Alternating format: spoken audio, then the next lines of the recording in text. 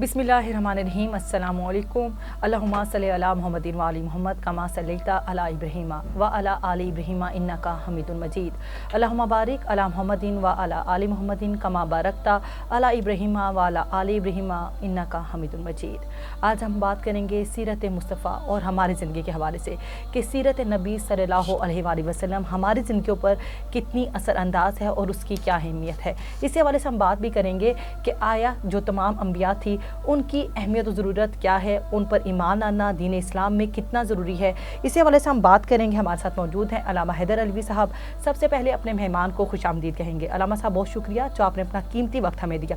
अल्लामा साहब बताइएगा कि दीन इस्लाम के हवाले से सीरत मुस्तफ़ा जो है उसकी खूबियों की बात की जाए तो क्या आपको लगता है कि उनकी कौन सी अहम खुसूसियात हैं जिनको हमें फ़ॉलो करना चाहिए, इस हवाले से बताइएगा। बिस्मिल्लाहिर्रहमानिर्रहीम। अपने तो अपने हैं, गैरों ने भी माना है। हर ऐब से लारैब है किरदार मोहम्मद। और कुछ उनके खुल्क ने कर ली, कुछ उनके प्यार ने कर ली। मुसख्खर इस तरह दुनिया शहे अबरार ने कर ली। इस्लाम की ये खूबी है कि इस्लाम दीन फितरत होने के साथ साथ पिछले अंबियाई किराम की रिसालत व नबुव्वत, उनकी किताबों, उनकी शरीयतों पर ईमान लाना लाजिम करार देता है। ईमान मुफस्सिल हो, ईमान मुजमल हो, ये इस बात का ऐलान होता है कि हम अल्लाह ताला के सारे रसूलों पर ईमान लाते हैं। बिल्कुल। और कुरान हकीम ने भी हमें हुक्म दिया कि ला नुफर्रिकु बैन अहदिम मिन रसूलिही, अल्लाह के रसूलों में किसी के दरमियान भी फ़र्क नहीं करना। बेशक। और सारे अंबियाई किराम को हम हक़ समझते हैं, सारे अंबियाई किराम को सच्चा रसूल समझते हैं।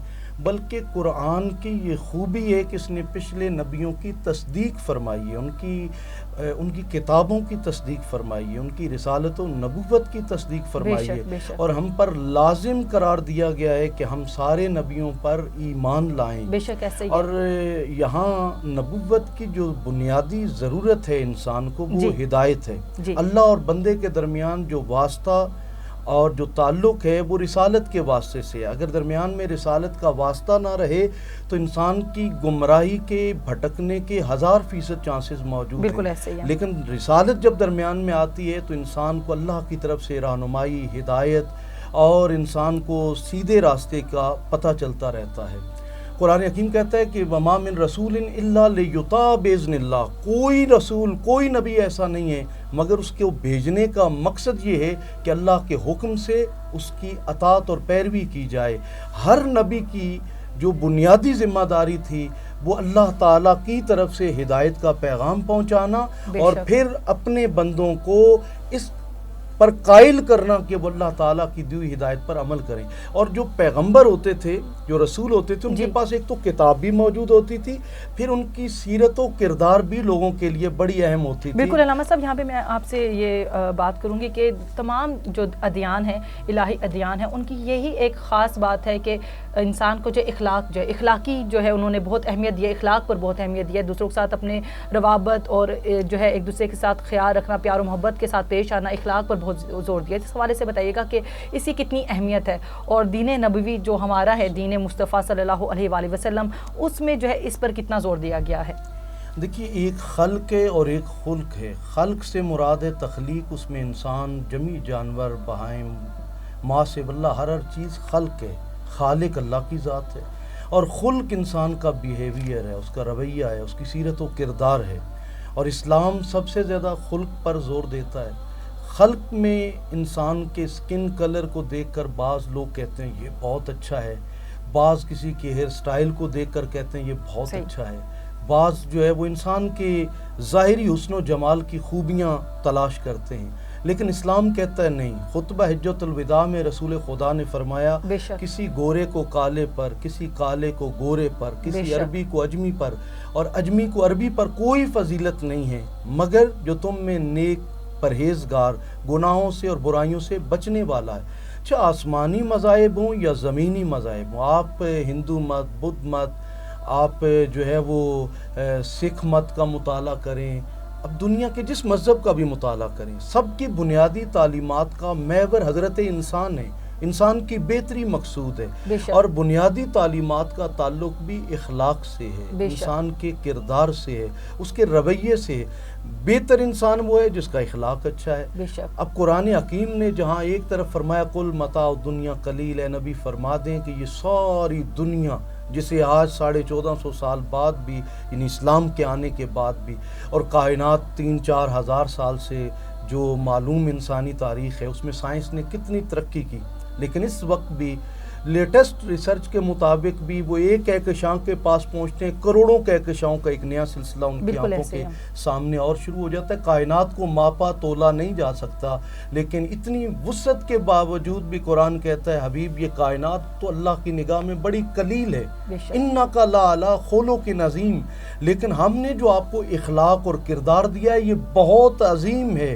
اور لقد کان لکم فی رسول اللہ اسوۃ حسنہ، ایک طرف تو فرمایا اخلاق بہت عظیم ہے، اور دوسری طرف فرمایا کہ آپ کے لیے بہترین نمونہ بھی سیرت مصطفیٰ ہے، کردار مصطفیٰ ہے۔ تم جتنا اچھا انسان بننا چاہتے ہو مصطفیٰ کریم صلی اللہ علیہ وآلہ وسلم کے قریب ہوتے چلے جاؤ۔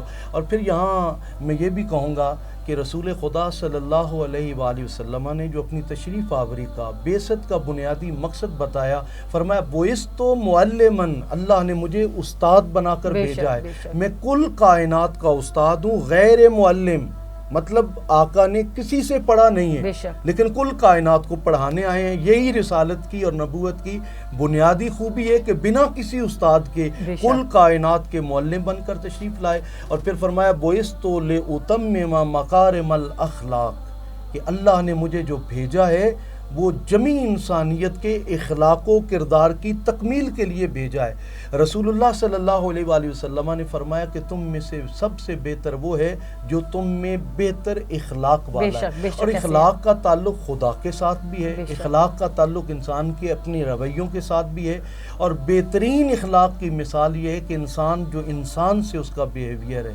جو انسان سے اس کا تعلق ہے، اس کے اندر انسان کس قدر بہترین رویہ اپناتا ہے، یہ بنیادی مرکز و محور ہے اسلام کا۔ اور حضور فرماتے ہیں قیامت کے دن حقوق اللہ کے سبب بہت کم میری امت گرفتار ہوگی، لیکن جب حقوق العباد کی باری آئے گی تو میری امت بہت زیادہ گرفتار ہوگی، یعنی اللہ اپنے حقوق تو معاف کرتا ہے، اپنے بندوں کے حقوق کبھی معاف نہیں کرتا۔ بہت خوب علامہ صاحب بتائیے گا کیا ہماری زندگی میں کامیابی کے لیے نبی پاک صلی اللہ علیہ وآلہ وسلم کی سیرت پر عمل کرنا کتنا ضروری ہے؟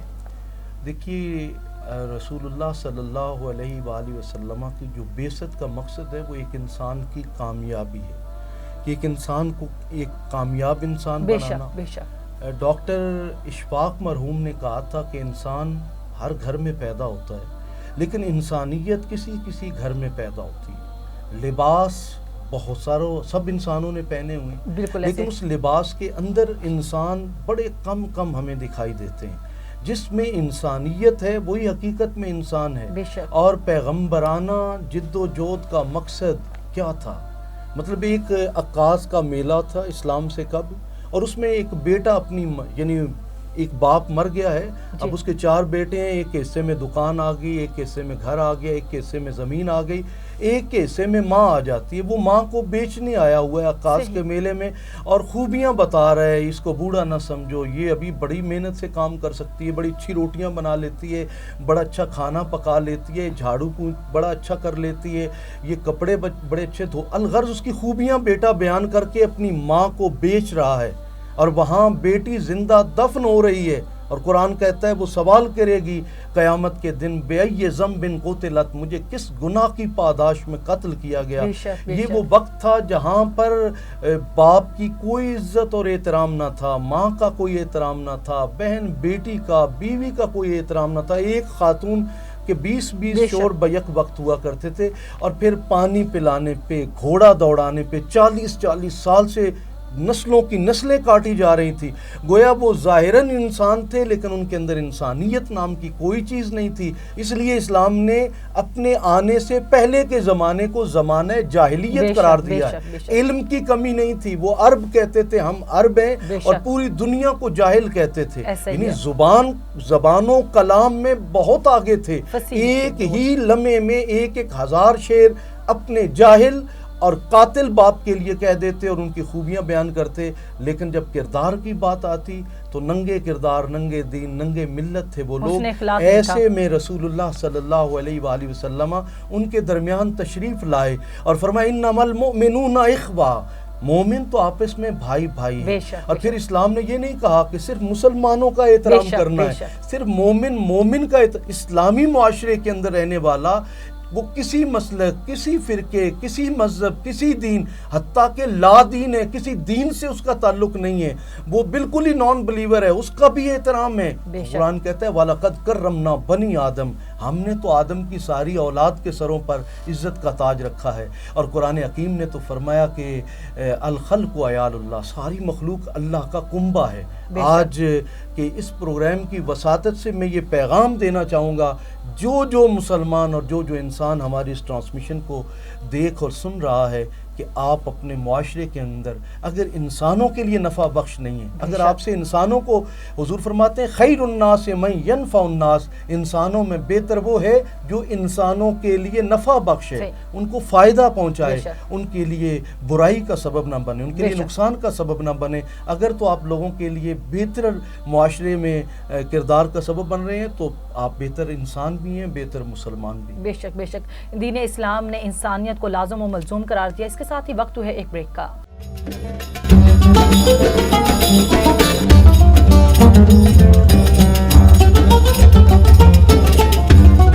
ویلکم بیک، اور یہاں پر ہم علامہ صاحب کی طرف بڑھیں گے۔ اور علامہ صاحب بتائیے گا کہ سیرت نبی جو ہے زندگی کے تمام شعبوں پر کس طرح اثر انداز ہوتی ہے، اس حوالے سے بتائیے گا۔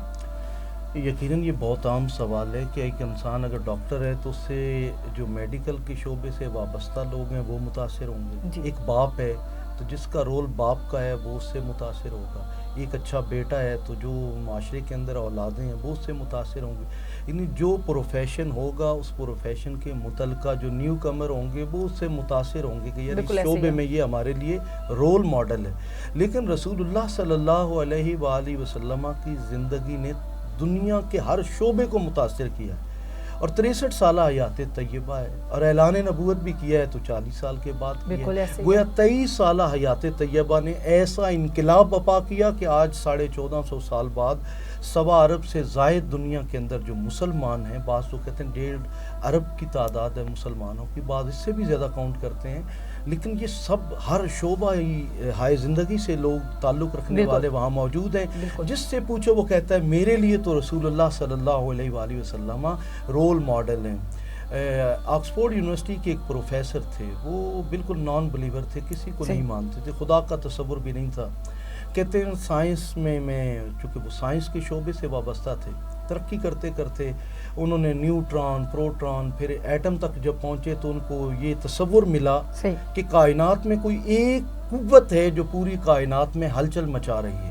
گویا وہ وحدت کی طرف چلے گئے، وہ توحید کی طرف چلے گئے، اور ان کو احساس ہوا کہ اللہ وحدہ لا شریک ہے۔ وہ کہتے ہیں پھر مطالعہ کرتے کرتے ایک مذہب نے مجھے یہ گارنٹی دی کہ بھئی تم اگر دامن اسلام سے وابستہ ہوگے تو اسلام سے قبل جتنی بھی تمہاری کمزوریاں، گناہیں، خطائیں، غلطیاں ہیں سب معاف ہو جائیں گی۔ ایک ہی وقت میں جو ہی کہو گے لا الہ الا اللہ محمد رسول اللہ تو تمہارے پچھلے گناہ معاف ہو جائیں گے۔